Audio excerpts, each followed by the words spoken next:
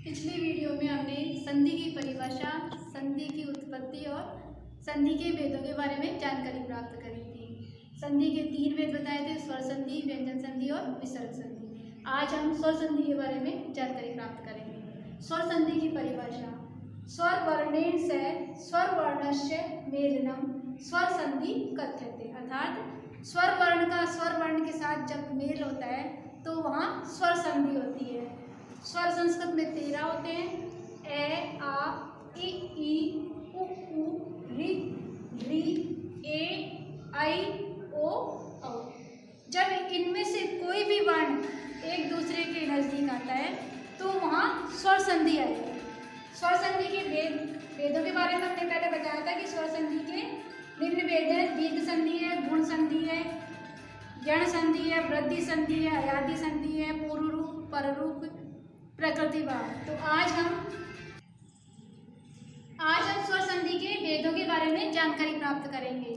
स्वर संधि का पहला भेद है दीर्घ संधि। इसका सूत्र होता है अकय स वर्णे दीर्घ, अर्थात अक वर्ण में ए, ई, उ, री और री ये वर्ण आते हैं। तो इनमें से इनका चाहे दीर्घ रूप हो चाहे ह्रस्व रूप हो, इन दोनों का आपस में जब मिलान होगा तो वहाँ पर दीर्घ संधि होगी। जैसे काव्य प्लस आदर्श।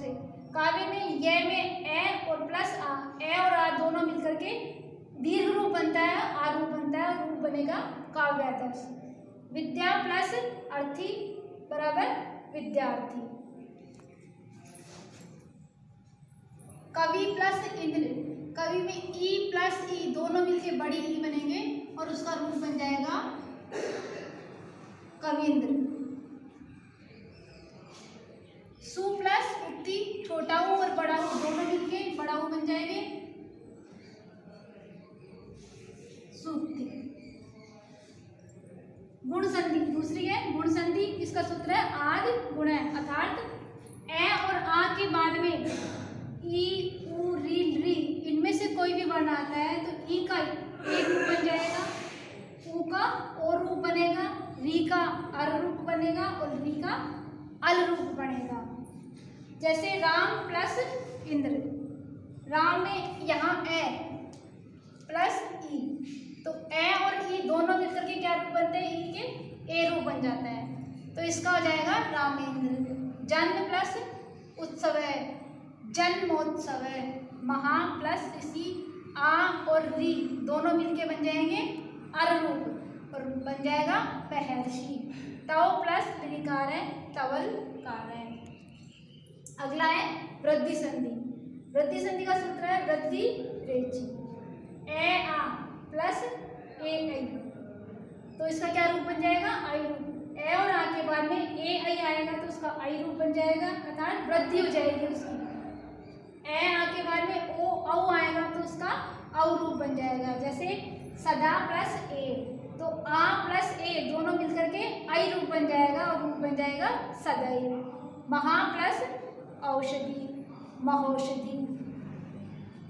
यण संधि। यण संधि का सूत्र है इको यणची। इको यणची अर्थात इक प्रत्याहार के अंदर ई, उ, री और ली ये 4 वर्ण आते हैं, तो इनके बाद में कोई भी असमान स्वर आता है, अर्थात सेम समान, यहाँ से ई के बाद में ई आएगा तो उसका कौन सा रूप बन जाएगा? दीर्घ रूप बन जाएगा। लेकिन ई के बाद में कोई भी असमान स्वर आएगा तो उसका य रूप बनेगा। ऊ के बाद में कोई भी असमान स्वर आएगा तो उसका वै रूप बनेगा। री के बाद में कोई भी असमान स्वर आता है तो उसका रै रूप बनता है, और री के बाद में कोई भी असमान स्वर आता है तो उसका लै रूप बन जाता है। जैसे यदि प्लस अपि, इसका रूप बन जाएगा यद्यपि। मधु प्लस अरि मधुबनी, अर्थात ई प्लस ए, ये असमान स्वर आ गया, ई के बाद में ए आया है तो इस ई का क्या रूप बन जाएगा? ए। ई के स्थान पे ये आ जाएगा और दै अलंत में हो जाएगा और रूप बन जाएगा यद्यपि। ऐसे ही मधु प्लस अरि, ऊ के बाद में असमान स्वर आ रहा है तो ऊ का वै रूप बन जाएगा और दै अलंत में आ जाएगा, रूप बन जाएगा मधुबनी। मातृ प्लस आज्ञा, मात्राज्ञा। री प्लस अकार है, इसका बन जाएगा लकार है, क्योंकि री के बाद में असमान स्वर आएगा तो उसका केवल लै रूप बनेगा और लै रूप बनेगा तो उसका रूप बन जाएगा लकार है। तो अपन ने ये देखा है कि अपन ये संधि, इन तीनों में एक समानता है क्योंकि तीनों में पूर्व में क्या आ रहा है, पहले ए या आ रहा है। इसमें भी ए या आ आया है, गुण संधि में भी, दीर्घ में भी ए या आ आया है, और दीर्घ इधर वृद्धि संधि में भी ए आया है, दीर्घ में भी ए और आया है। इसके बाद में कोई स्वर आता है तो ई ऊ री री आएगा तो गुण संधि जाएगी, और इनके बाद में समान स्वर आता है तो कौन सी संधि, दीर्घ संधि जाएगी, और ए आई ओ औ आएगा तो वृद्धि संधि जाएगी। तो अगर तीनों में पूर्व में ए आता है तो तीनों में से एक ही संधि होती है, तो गुण संधि होगी या वृद्धि संधि होगी या दीर्घ संधि होगी। इसके बाद में यण संधि थी तो यण संधि में पूर्व में ई ऊ री री आएगा, और उसके बाद में असमान स्वर आते हैं। तो असमान स्वर आते हैं तो ई का य रूप बनता है, उ का व, री का र और री का ल रूप बनता है।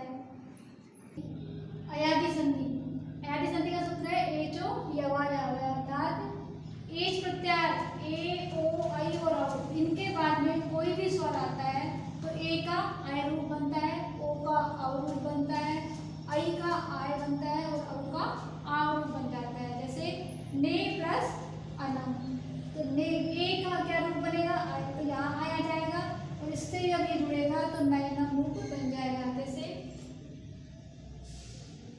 ने ए प्लस अनम, ए और ए इसके स्थान पे क्या रूप बन जाएगा, आय रूप। और जब ये जुड़ेगा न अनंत वाला इस ए में जुड़ेगा तो ये न पूरा हो जाएगा, और ये को ए में जोड़ेंगे तो ये पूरा हो जाएगा, रूप बन जाएगा नैना। ऐसे ही ओ प्लस इत्र है तो ओ का क्या रूप बन जाएगा, अव रूप बन जाएगा, और रूप बन जाएगा पवित्र है। नई प्लस अकय नायक है, पौ प्लस अकय पावक है। अगली है पूर्व रूप संधि, एंगी पदांता दति, अर्थात किसी पद के अंत में ए अथवा ओ हो और उसके परे अर्थात उसके बाद में हस्व अकार अर्थात ए हो, तो वह ए क्या होता है, अपने पूर्व वर्ण ए अथवा ओ का रूप हो जाता है तथा ए का लोप हो जाता है, और ए के स्थान पर अवग्रह चिन्ह लग जाता है। जैसे विषय प्लस अति, तो ए के बाद में हस्व ए आए तो ये ए जो है इसके पूर्व रूप में बन जाएगा, और इस ए के स्थान पर अवग्रह चिन्ह लग जाएगा तो विषय अपी हो जाएगा। नगरो प्लस आयाम, नगरो प्लस ए का अवग्रह चिन्ह और नगरो आयाम।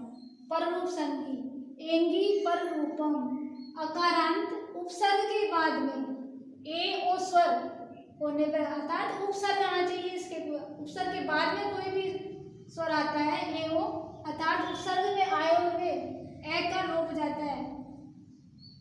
अकारांत उपसर्ग के बाद में अगर ए ओ आएगा तो उपसर्ग में जो स्वर आता है उसका क्या हो जाता है, लोप हो जाता है, और वो क्या होता है, उसका पूर्व रूप ए ओ में बदल जाता है। जैसे प्र प्लस एशनम, तो प्र उपसर्ग, प्र में ए आ रहा है उसके बाद में ए आ रहा है तो इस ए का तो लोप हो जाएगा और ये इसी रूप में बदल जाएगा और प्रेषण रूप बन जाएगा। उप प्लस औषधि, उप में ए का लोप हो जाएगा और ये ए इसी के अंदर एडजस्ट होकर के उपोषधि रूप बन जाएगा।